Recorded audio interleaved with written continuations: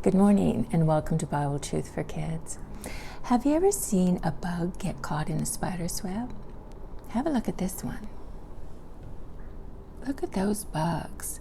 They are really and truly trapped, aren't they? There's no way that they are going to escape that spider unless somebody rescues them. You know, people are trapped too. We're trapped by sin and death, and there's just no escaping it. We need a rescuer. We need Jesus because he is the only one who can rescue us from sin and death. You know, today our story is called Jesus' Authority Over Sin and Death.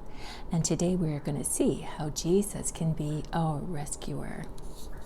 Now, Jesus' fame was spreading throughout all of the district. Now, not everybody might have realized that Jesus was the Son of God, but they knew that whoever they brought to him to be healed, he would heal them. Now, there was 4 men. They had a friend who was paralyzed. That means he couldn't move a single part of his body. And they knew that Jesus was teaching in a certain house that day. And so they put their friend on a mat like a stretcher, and they brought him to the house. Now, houses in Jesus' day looked like this. They had flat roofs, not like ours. There would be a little courtyard out in front for sometimes animals, sometimes people, and there would always be a set of stairs up to the top of the roof, because sometimes they even slept on the roofs of their houses, and they were just made out of like clay and sticks, sort of thatch is what we would call it. Sometimes they even had grass growing on top. Well, these friends, they brought this man to the house, but it was crowded inside and out. I mean, they couldn't get in. Nobody was even going to let them get close, but they were desperate. And so they went up the stairs on the side, and they began to take the roof apart and to lower their friend right down into the middle of the house. I mean, can you imagine what that was like? Jesus would be in the house teaching, and then the roof starts to come apart, and down comes this man. I'm sure everybody in the house was just silent. What's happening?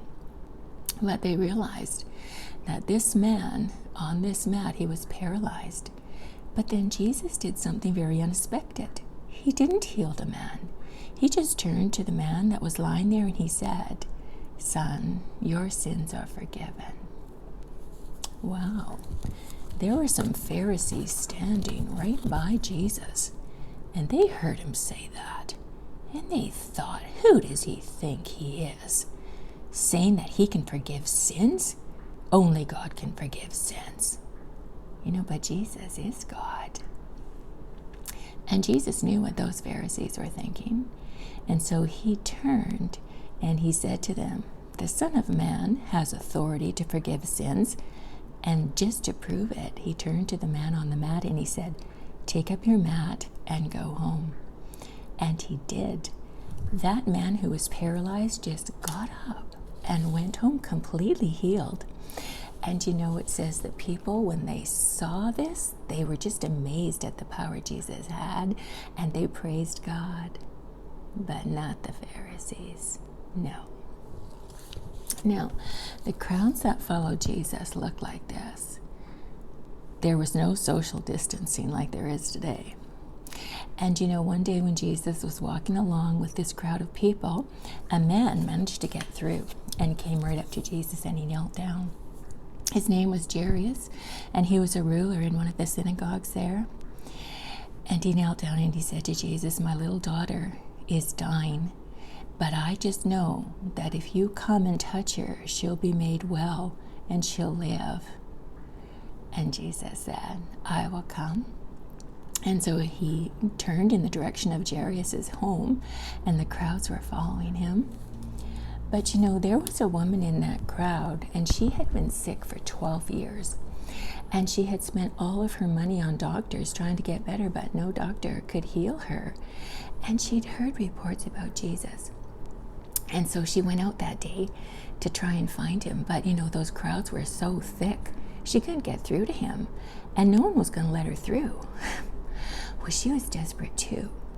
And she thought, you know, if I could just get close enough to touch his clothes, if I could just touch the hem of his garment, I know that I would be made well. And you know, she managed to get through the crowd, and she managed to get up close enough just to touch the hem of Jesus' garment. And the moment that she did, she felt in herself that she was well. But you know, Jesus felt power go out of him at that same moment, and he stopped. And he turned to his disciples. He had 3 disciples with him that day, Peter, James, and John. And he turned to them and he said, "Who touched me?" And they said, "What? How can you even ask who touched you? I mean, look at the crowds around you. We don't know who touched you." But Jesus said, "No, somebody touched me." Well, you know, the woman in the crowd, she realized that Jesus wanted to talk to her. So she came forward, and Jesus was talking to her. You know, but what about Jairus? I mean, isn't his situation more important? I mean, it's desperate. They're in a hurry. His daughter's dying, and now there's like this interruption, this delay. And you know, even as Jesus was talking to that woman, some men came up from Jairus' house and they said, "You know, your daughter's dead. She died. So, you know, you don't need to bother Jesus anymore. She's dead." Well, Jesus overheard what these men were saying, and he turned to Jairus and he said, "Don't fear, just believe. Keep on believing." So Jesus continued on his way to Jairus' house, but now he only let Peter, James, and John follow with him. I'm sure Jairus just, well, I don't even know what he was feeling. Well, when they got to Jairus' house, there was all kinds of mourners in front of the house. They were weeping, they were wailing. You know, this was actually kind of common in Jesus' day when somebody died. But Jesus went up and he said, "What's all this commotion? Why are you weeping? She isn't dead. She's just sleeping." Well, they just laughed at Jesus. They said, "Oh, we know she's dead. We've seen her. She's dead." But you know, death is like sleeping. And Jesus meant he was going to wake her up. He was going to bring her back to life. But they just made fun of Jesus. They didn't believe him. They said, "You're too late." Well, there was mourners inside and outside the house. Jesus put everybody out. And he only let Peter, James, and John go in with him. You know, if you're going to laugh at Jesus and you're going to make fun of what he says and don't believe him, then you aren't going to get to be a part of the inner circle. You know, there was just a little inner circle of people in Jairus' house that day, and they saw the most amazing miracle because Jesus went over and took her by the hand and he said, "Little girl, get up." And she did. Right before their eyes, she came back to life. What an amazing thing that Jesus did. He was showing he had power over death. Now, Jesus went on from there, and there was 2 blind men that were on the road that he was passing by, and they realized that Jesus was passing by, and so they shouted, they said, "Lord, have mercy on us." You know, they were blind. You know, nobody in the Bible had ever been cured of blindness before. And these men, somehow they just stumbled after Jesus and followed them into a house. And Jesus turned and said to these 2 men, "Do you believe that I can do this?" And they said, "Yes, Lord. Yes, we do." And so Jesus reached out and he touched their eyes. And they were opened and they could see. Now this is what I think these men felt like when their eyes were opened and they could see. Such joy. We just can't imagine what it's like to always be in the dark.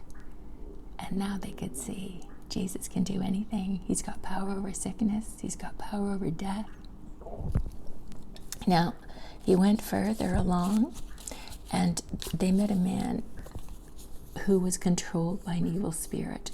And the evil spirit had made it so that this man could not speak. So he was called a mute man. He couldn't speak. What do you think Jesus did? You know it. He told that evil spirit to go, and at once the man could talk. Wow. The people that were there, they were just praising God, but not the Pharisees. They couldn't figure out how Jesus was able to do all these miracles, but they would not believe that he was the Son of God. They would not. Now, we've seen in our stories, last week and this week, that Jesus does have power over sickness. Jesus has power over nature. We've seen that Jesus has power over evil spirits. And now we've seen that Jesus has power over death. There is no one who has more authority and more power than Jesus. When the crowds came to Jesus, Jesus didn't just wave a wand over the whole crowd and say, well, everybody be healed. No. God, Jesus, is gracious. He's gracious. He talked to each person. He knew what their name was, and he knew what their special problem was. And that Jesus knows your name. And he knows any problem that you have. He knows all about it.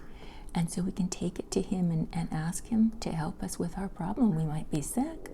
Somebody else might be sick. Whatever it is, Jesus cares.